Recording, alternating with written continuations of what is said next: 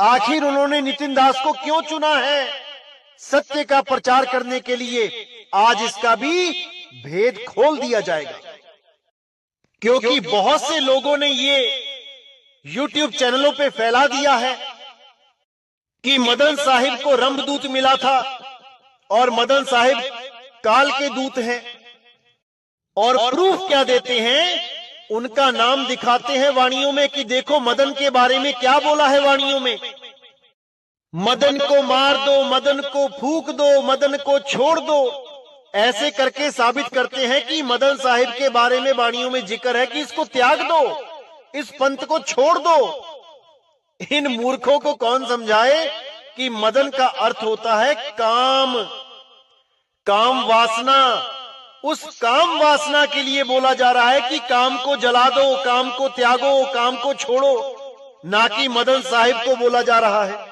लेकिन जो भोले जीव होते हैं वो बेचारे सोचते हैं कि हाँ भाई, ये तो कबीर वाणी में मदन को छोड़ने के लिए बोला गया है। ऐसे ये काल के दूत इन भोले जीवों को भरमा देते हैं।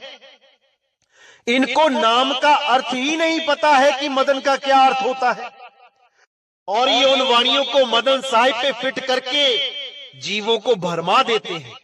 और भोले जीव बेचारे क्या करें, भ्रमित हो जाते हैं। तो मेरे भाइयों, आज समय आ गया है कि इनकी व्याकरण सुधार दी जाए, थोड़ा इनको समझाया जाए कि शब्दों के अर्थ क्या होते हैं और शब्दों के मतलब क्या होते हैं। आज इनको समझाया जाएगा, आप भी समझें।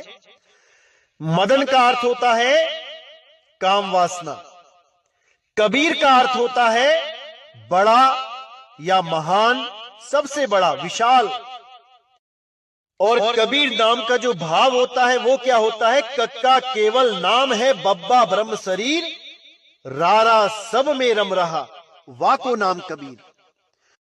कबीर का मतलब है आत्मदेव, जो घट घट में विराजमान है, हर घट में कबीर रम रहा है, उसी को बोला गया है कबीर। वही कबीर सब घटों में प्रकट होकर सत्य का ज्ञान देता है। बिना कबीर के कोई सत्य ज्ञान दे ही नहीं सकता। जब सत्य का बोध हो जाता है तभी सत्य ज्ञान निकलता है। असत्य का बोध होने पर सत्य ज्ञान निकल ही नहीं सकता। इसी प्रकार नितिन का क्या अर्थ है आज आपको समझा देते हैं, क्योंकि कल को नितिन नाम से भी बहुत सी वाणियां आने वाली हैं। इनका कोई भरोसा नहीं, पता नहीं क्या समझा दें आपको।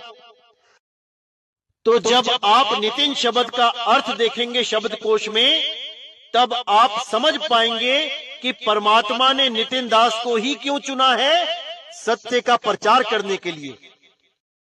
तो आइए देखते हैं आखिर क्या अर्थ है नितिन नाम का।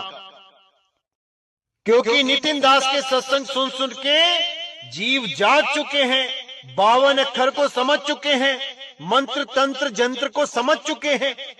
अब हम मंत्रों के नाम पे किसी को नहीं लूट पाएंगे, इसलिए अब मंत्रों को गलत बता के अब सार शब्द की महिमा गा रहे हैं।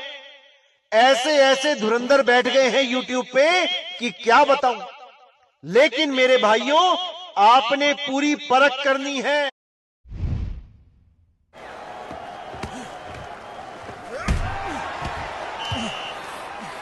क्या देख रहा है आजकल?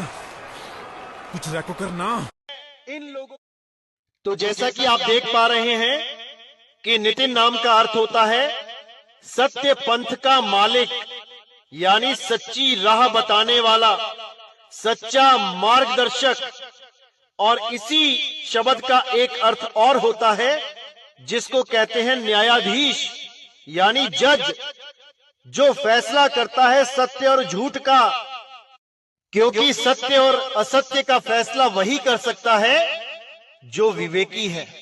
बिना विवेक के आप सत्य और असत्य का फैसला कर ही नहीं सकते, क्योंकि एक न्यायाधीश ही सत्य और असत्य को भली भांति पहचानता है कि क्या सत्य है क्या असत्य है, और वो असत्य को त्याग के सत्य का साथ देता है और फैसला सुनाता है कि क्या सत्य है। इसीलिए नितिन नाम न्यायाधीश का भी है और नितिन नाम सत्य पंथ के मालिक का भी है। जो कलयुग में सत्य का डंका बजाएगा, कलयुग में सतयुग लेके आएगा, वो यही मूल ज्ञान है, वो